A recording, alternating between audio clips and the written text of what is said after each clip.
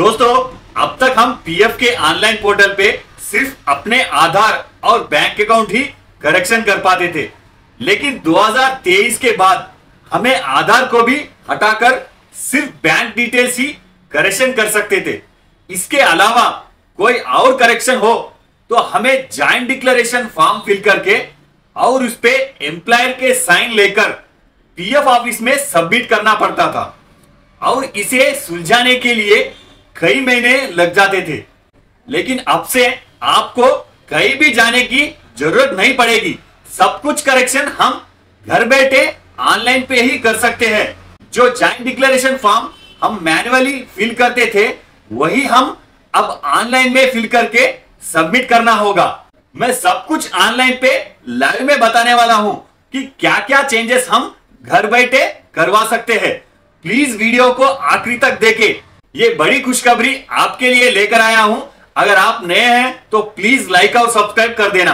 तो दोस्तों, जैसे ही हम यूएन पोर्टल को ओपन करते हैं तो यहां पर मैनेज पर क्लिक करें और उसमें दूसरा ऑप्शन जॉइंट डिक्लेरेशन पर सेलेक्ट करें और यहां पर हम अब तक जितने भी एम्प्लॉयर के पास सर्विस करा चुके हैं उन सब का लिस्ट आ जाएगा और हमें जिस सर्विस में करेक्शन करना है बस हमें उसे यहां सेलेक्ट करके गेट डिटेल्स पर क्लिक करें।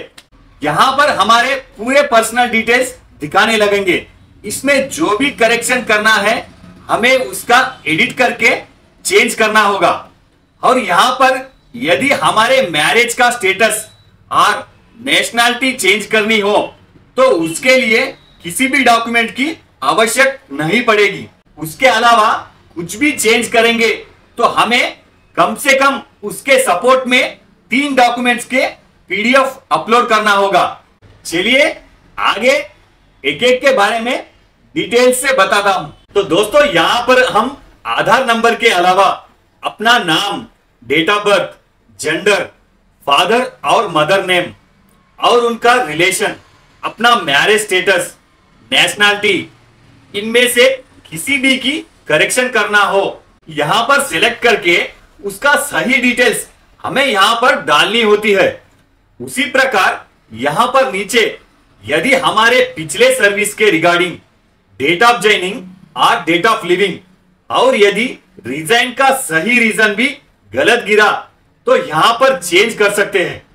एग्जाम्पल के तौर पे फादर नेम और मैरिज स्टेटस, इन 2 करेक्शन में लाइव में चेंज करके सबमिट करने वाला हूं। तो जैसे ही चेंज करने के बाद यहां प्रोसीड पर क्लिक करें। फिर सेकंड स्टेज पे हमें कोई भी 3 सपोर्टिंग डॉक्यूमेंट्स अपलोड करनी होगी।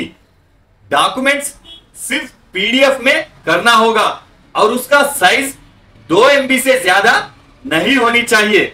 और यहां सपोर्टिंग डॉक्यूमेंट्स के तौर पर हम birth certificate, ration card, pension photo card, passport, Aadhaar card, marriage certificate और कोई भी आईडी कार्ड जिसे स्टेट और सेंट्रल गवर्नमेंट इश्यूड होनी चाहिए। यदि इनमें से कुछ भी नहीं है तो यहां पर कोई भी अदर सपोर्टिंग डॉक्यूमेंट अपलोड करके यहां अपलोड पर क्लिक करें। अब हम थर्ड स्टेज पर पहुंच चुके हैं। यहां पर हम क्या क्या चेंजेस के लिए अप्लाई कर चुके वो सब यहां दिखने लगेंगे। फिर एक बार चेक करके यहां यदि वो डॉक्यूमेंट को देखना हो तो व्यू पर क्लिक करें। उसके बाद यहां गेट ओटीपी को सेलेक्ट करें और अपना 6 अंकों का आधार ओटीपी एंटर करके सबमिट पर क्लिक कर दे। तो जैसे ही यहां सबमिट हो जाता है हमें कुछ भी नहीं करना होगा।